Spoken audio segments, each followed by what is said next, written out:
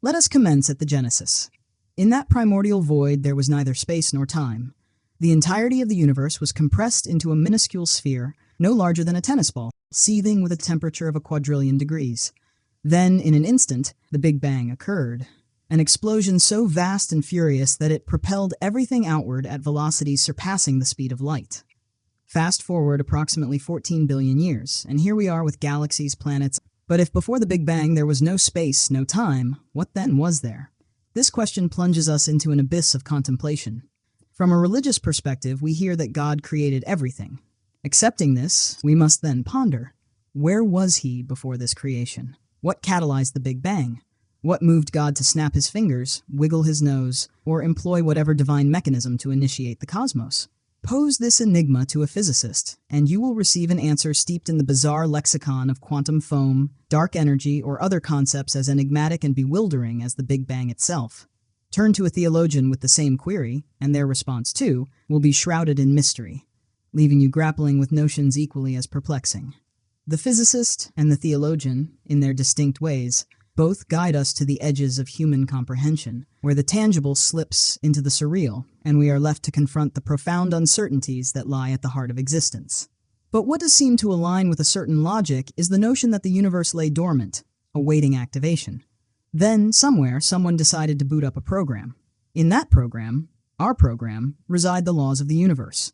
Electromagnetism and gravitational force are meticulously coded into this cosmic software. The speed of light is assigned a precise value. Embedded within the code are Planck's constants of mass, speed, and time. Avogadro's number, along with a myriad of other rules, governs the behavior of everything that exists, all meticulously scripted as part of our simulation. Even consciousness itself, the very essence of our awareness, is woven into the fabric of this artificial reality. For those unacquainted with simulation theory, this might seem like an outlandish proposition. Yet, some of the world's most esteemed scientists, technologists, and philosophers advocate for its plausibility, contending that it is more likely than not that we dwell within an artificial construct. So the burning question remains, how do we prove it? The quest for evidence becomes a journey into the depths of reality, urging us to scrutinize the anomalies and search for the telltale signs of the digital seams in our perceived world. In this pursuit, we might just find that the truth, as always, is stranger than fiction. Simulation theory suggests that everything we perceive, our entire existence, perhaps even the entirety of the cosmos itself, might merely be a sophisticated computer program. But what does it mean to say something is real? We're undoubtedly experiencing something right now. Yet perhaps the more profound question to ponder is, what constitutes reality? Could it be that every sight we behold, every sensation we experience, every aspect of what we deem to be our universe is nothing more than an elaborate fabrication? Proponents of simulation theory argue not only for the possibility of our existence within a simulation, but assert that it is highly probable. The deeper we delve into this concept, the more compelling the evidence appears to be. The notion that our universe might be a simulation is not a novel idea. Echoes of this thought can be found in ancient cultures worldwide. In modern times, the simulation theory was crystallized by Nick Bostrom, a philosopher at Oxford, who articulated it in a seminal paper in 2003. Bostrom's simulation trilemma posits that if creating a simulation is feasible, then one of three scenarios must hold true. First, humanity might obliterate itself before developing the capability to create such a simulation. This presents a chilling reflection on our self-destructive tendencies and technological ambitions. Second, humanity might achieve the ability to create a simulation, but opt against doing so. This raises questions about ethical considerations and the choices we make with our technological prowess. Third, and perhaps most intriguingly, we are already living within a simulation. This suggests a reality where our perceived world is but one of countless simulated existences, each layered within another like an infinite series of Russian nesting dolls, each universe nestled within a grander, more elaborate construct. Bostrom argues that each of these outcomes is equally plausible. This notion, far from being contentious, aligns with our current practices. We employ computer models to analyze human behavior, predict meteorological patterns, and for sheer amusement, we simulate every conceivable scenario. When a civilization reaches the technological sophistication required to create a realistic simulation, it seems almost inevitable that it would choose to replicate its own nascent stages, what Bostrom terms an ancestral simulation. Such a civilization would not be content with a singular creation. it would generate myriad simulations. These simulated civilizations, in turn, might create their own simulations ad infinitum, leading to a complex, recursive hierarchy of realities. When Elon Musk was queried about the likelihood that our reality is the original foundational reality, he responded with characteristic audacity. According to Musk, the probability that we inhabit the base reality is 1 in billions.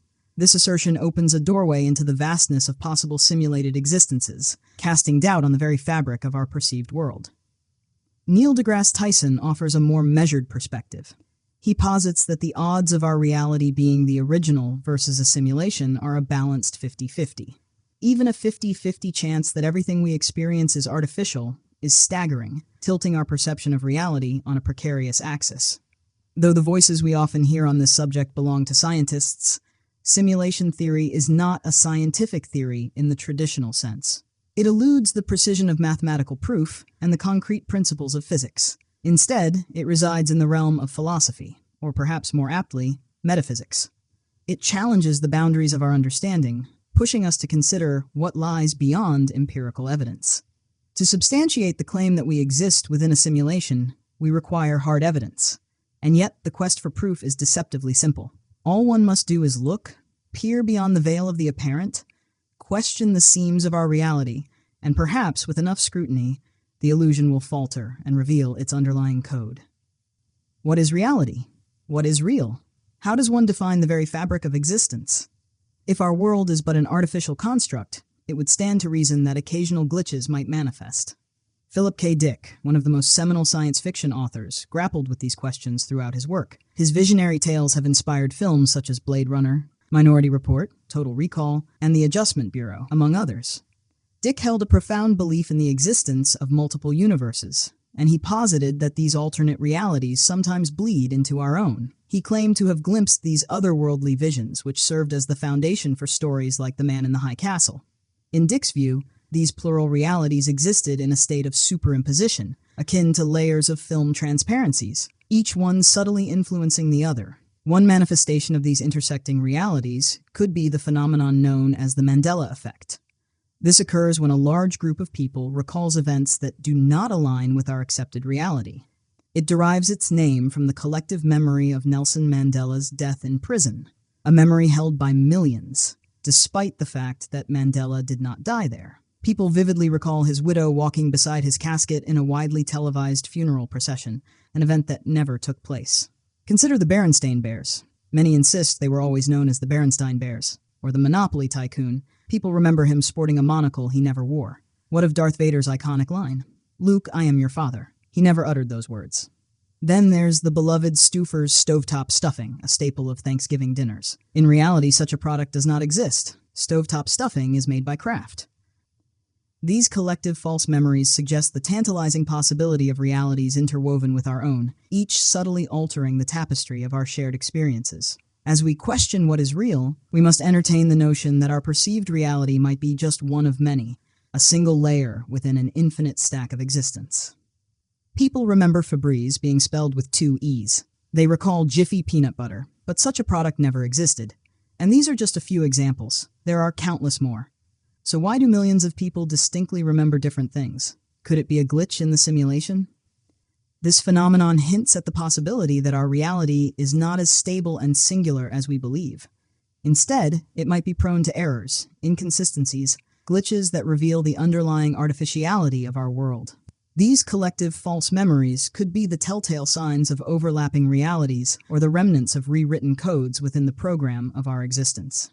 The Mandela effect urges us to question the solidity of our perceptions and consider the profound implications of a reality that is, perhaps, more malleable and enigmatic than we ever imagined.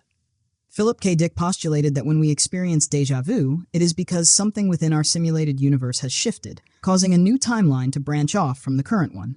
According to Dick, we are living in a computer-programmed reality, and our only clue to this truth surfaces when some variable is altered. Ever feel like you've lived a moment before? That's because, according to Philip K. Dick and others, you have. Déjà vu is the simulation correcting itself with new information. In these fleeting moments, we catch a glimpse of the underlying machinery of our existence, the recalibration of our reality's code. Yet, skeptics are quick to dismiss these theories. The human mind, they argue, is notoriously unreliable, prone to errors and illusions. They do not accept déjà vu as evidence of a simulated universe. To them, these experiences are mere quirks of memory, neural misfirings that trick us into believing we have encountered a moment twice. Despite this skepticism, Dick's ideas compel us to question the very fabric of our reality. Are these experiences truly just mental glitches, or are they subtle hints that our world is a sophisticated construct? The dismissal by skeptics does not negate the profound implications of such a possibility. Instead, it challenges us to look deeper, to ponder the true nature of our existence and the boundaries of what we perceive as real. In the enigmatic dance of déjà vu, we might be witnessing the delicate adjustments of a grand programmed tapestry, a reality perpetually in flux, forever being rewritten. We exist within a vast universe, home to 200 billion trillion stars. Even if life is an uncommon occurrence, one would expect to find some evidence of it somewhere. This is the essence of Fermi's paradox. According to the Drake equation, there should be over 1 million technologically advanced civilizations within our galaxy alone. Statistically, the nearest one ought to be just a few hundred light years away. Yet we see nothing. No signs, no signals. So, where is everybody? Are we truly alone in the cosmos? Or does our simulations program focus exclusively on us? Consider the physical laws governing our universe. Max Tegmark, a cosmologist at MIT, suggests that the stringent laws of physics might indicate we are living in a simulation. Placing a cap on the speed of light is an effective way to prevent our digital avatars from venturing too far beyond their designated boundaries. This cosmic solitude and the rigid constraints of physical laws prompt us to question the nature of our reality. Are these rules and this apparent isolation deliberate features of a programmed environment? If our universe is indeed a simulation, then perhaps these limitations are intentional, designed to keep us within a certain scope of existence, much like keeping Sims within the confines of their virtual world. Such thoughts push us to contemplate the boundaries of our understanding and the possible reasons for our perceived isolation. Is our universe an elaborate construct with specific parameters to maintain its illusion? The answers may lie hidden in the depths of the cosmos, or perhaps within the very code that orchestrates the grand simulation of our lives. Theoretical physicist James Gates once regarded simulation theory as sheer madness. However, as he delved into the study of quarks and electrons, he uncovered something astonishing: error-correcting code embedded deep within the equations that describe string theory. Imagine digging ever deeper into the fabric of the cosmos, only to discover computer code, strings of bits, ones and zeros, woven into the very equations we use to understand the universe.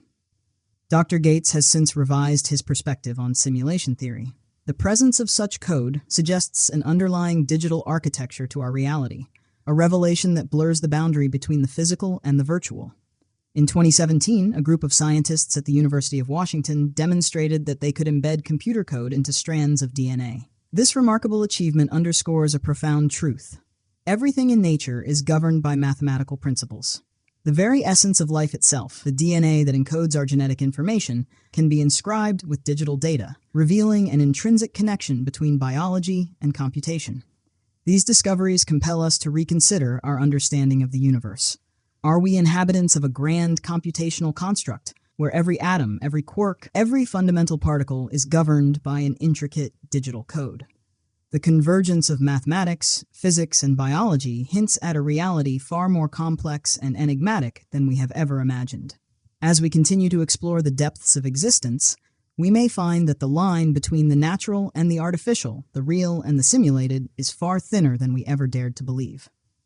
Consider the Fibonacci sequence, a sequence where each number is the sum of the two preceding ones: 1, 1, 2, 3, 5, 8, and so forth, continuing indefinitely.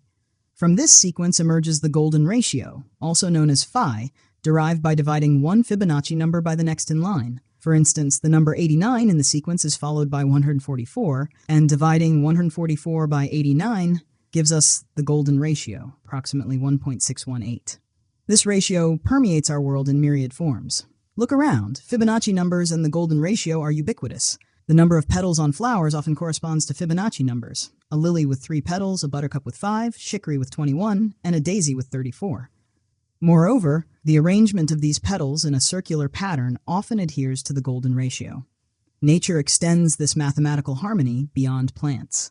Trees grow branches in Fibonacci numbers. echoing a pattern that extends to the animal kingdom.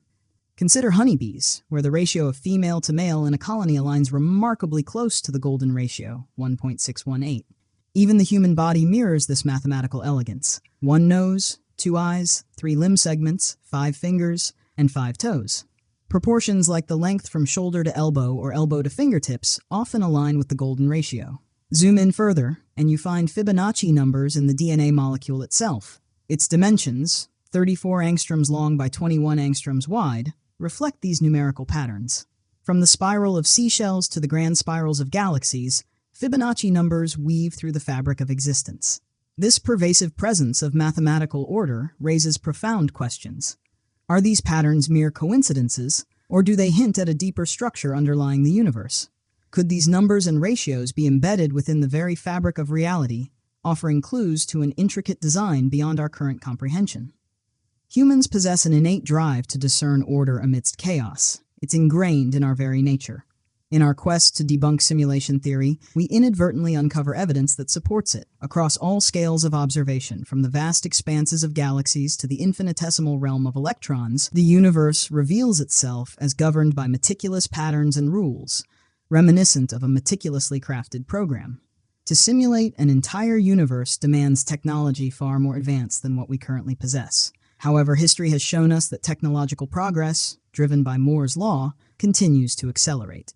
This law predicts that computing power doubles approximately every 18 months, a trend that has persisted for half a century. Though the pace may slow due to physical constraints, the relentless pursuit of smaller microchips assures us that progress will march forward. Consider the trajectory of artificial intelligence. Forecasts suggest it could surpass human intellect within the next century, an assertion underscored by Elon Musk. Reflecting on his own childhood, Musk contrasts the rudimentary video game Pong with today's hyper-realistic simulations that blur the line between virtual and actual reality. In just a few decades, gaming technology has evolved exponentially, culminating in creations like Unreal Engine 5, where virtual worlds rival our own in fidelity and immersion. These advancements invite speculation. Could future technology, propelled by AI and enhanced simulations, reach a point where distinguishing reality from simulation becomes impossible? As we edge closer to creating virtual environments indistinguishable from our own, we are compelled to confront profound questions about the nature of existence and the limits of our perception. Imagine the future of gaming in the next 10, 50, or even 200 years. The potential for virtual worlds to evolve is staggering. Yet when contemplating the simulation of an entire universe, we confront a daunting challenge: the sheer scale of computational power required. Consider this. It's estimated that there are 10 to the power of 80 atoms in the universe, a mind-boggling number that exceeds human comprehension.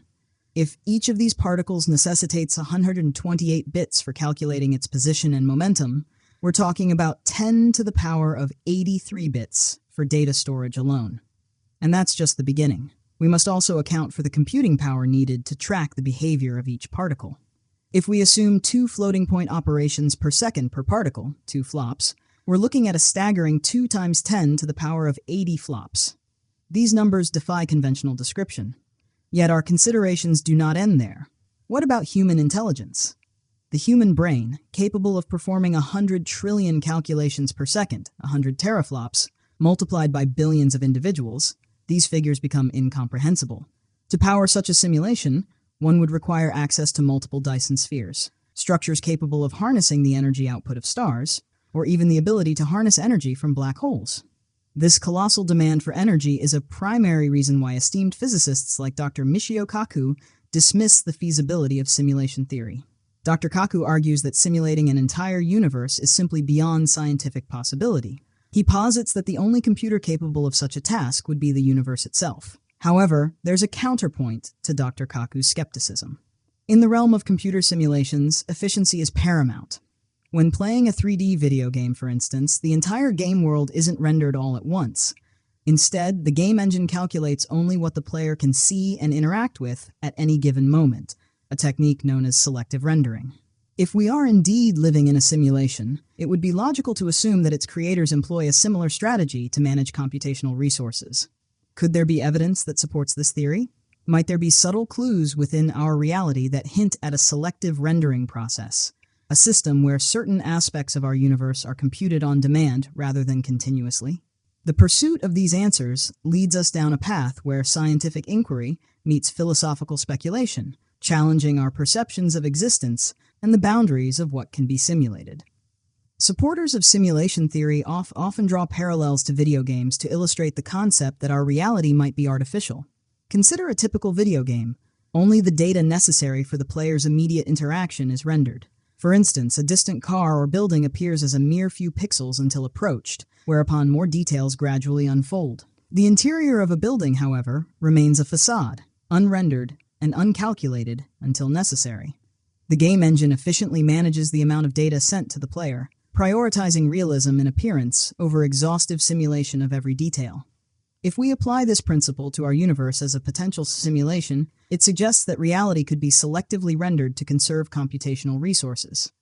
Just as a video game engine optimizes its rendering process, our simulated reality might only compute what is essential for our perception and interaction. Consider the enigma of the double-slit experiment, a window into the bizarre world of quantum mechanics. When we fire particles in a straight line at a screen, passing through a single slit, we observe a clumping pattern. Yet when we employ waves, they produce a distribution most dense at the center, radiating outward, a pattern distinct from mere clumping. Introducing a second slit, we witness an even more curious phenomenon. Waves passing through the double slit create their own individual waves, which then intersect and cancel each other out, resulting in an interference pattern. Now, when electrons, tiny bits of matter with mass, are fired through a single slit, they form a clumping pattern as anticipated. However, firing electrons through two slits yields not two clumps, but an interference pattern akin to waves. This unexpected result puzzled scientists for years, leading them to hypothesize that electron collisions caused the wave pattern. In the 1960s, the experiment was refined to fire electrons one at a time, eliminating the possibility of interaction. Yet the interference pattern persisted. To delve deeper, scientists introduced detectors to observe electrons as they passed through the slits. This is where the experiment veers into the realm of the surreal. With detectors in place, the interference pattern vanished, replaced by the clumping pattern. Remove the detectors, and the wave interference returned. It seemed as if the particles were aware of being observed. Physicist John Wheeler proposed the delayed choice experiment to further probe this mystery. In this setup, photons are projected through the double slit, but the detector activates only after they pass through the slits, yet before impacting the screen. Emitted as waves, the photons pass through the slits as waves. However, when observed before hitting the screen, they revert to behaving like particles. This suggests an intelligence at work. Wheeler's experiment revealed that even though electrons start as waves, they behave like particles upon observation. Remarkably, the decision to observe alters their state retroactively, making the electrons record themselves as having passed through the slits as particles. This temporal shift implies electrons change their state by reaching back in time. Now let's extend this to cosmic scales. When observing light from distant galaxies, say 100 million light-years away, the same principles apply. Light passing through a double slit creates an interference pattern.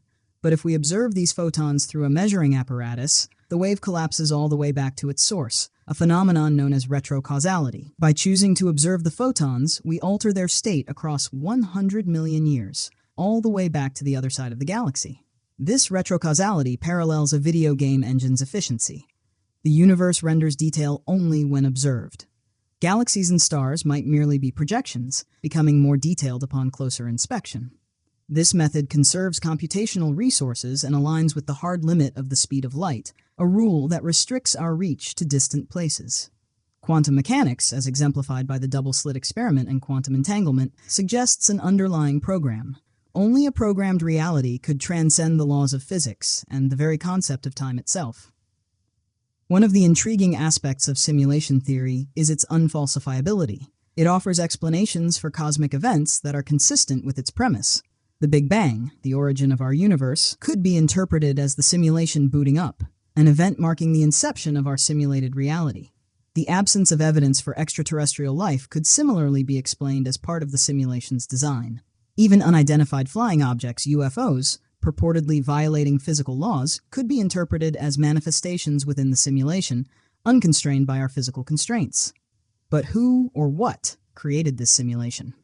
Considering the simulation creator as an omniscient entity existing outside our conventional notions of space and time parallels descriptions of a divine being, akin to a deity. Much like the inability to disprove the existence of a deity, simulation theory poses challenges to falsifiability. Ultimately, whether one considers simulation theory or traditional religious beliefs, both compel us to confront profound questions about the nature of reality, consciousness, and our place within an enigmatic cosmos. Thank you so much for watching this video. If you have any thoughts about this topic, feel free to leave a comment. Don't forget to share, like, and subscribe. Your support means a lot.